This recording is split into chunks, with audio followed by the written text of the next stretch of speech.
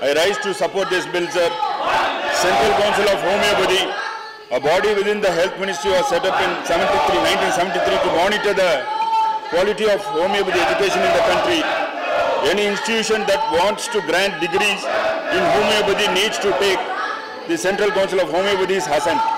Similarly, the Central Council of Indian Medicine was established in 71 to look after the branches of Indian medicine, including Ayurveda, Siddha and Unani.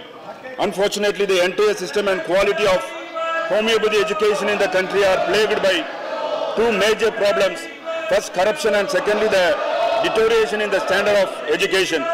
In an attempt to effect sweeping changes in the Department of Ayush, which is under the Health Ministry, the Niti Aayog Act suggested the government to scrap the Central Council of Homeopathy and the Central Council of Indian Medicine. While the former looks after higher education in homeopathy, the latter looks at Indian medicines including Ayurveda. Niti Aayog has suggested the government to replace these two bodies. Thus, the need for effecting certain amendments in the impending bill is felt absolutely necessary.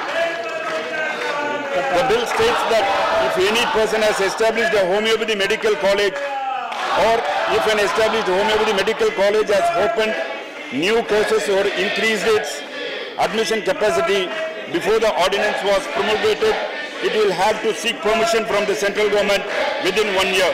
If this person or homeopathy medical college fails to seek such permission, then any medical qualification granted to a student from such medical college will not be recognized under the Act.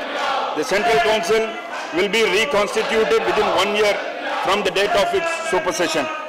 In the interim period, the central government will constitute a board of governors which will exercise the powers of Central Council. Homeopathy is an integral part of Indian healthcare, and under the patronage of the Government of India, homeopathy has seen much growth and better regulation since independence, sir.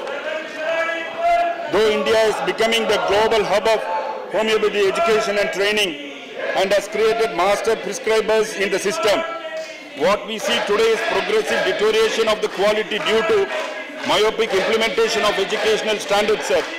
On one side, the number of colleges and students are consistently increasing, and on another side, the standard of homeopathy doctors and faculty members are gradually reducing, sir. This is a very disturbing and alarming trend in the progress of homeopathy system, which claims to be the second largest medical practice in the world. Caution must be taken to have a proper check and monitoring system to avoid any corrupt system after this bill becomes an act. So I urge the government to take quick steps to reconstitute the Homeopathy Central Council and take all necessary steps that have been prescribed under the new section 12C, which has been inserted through this amendment bill, sir. Thanking you, sir. Dr.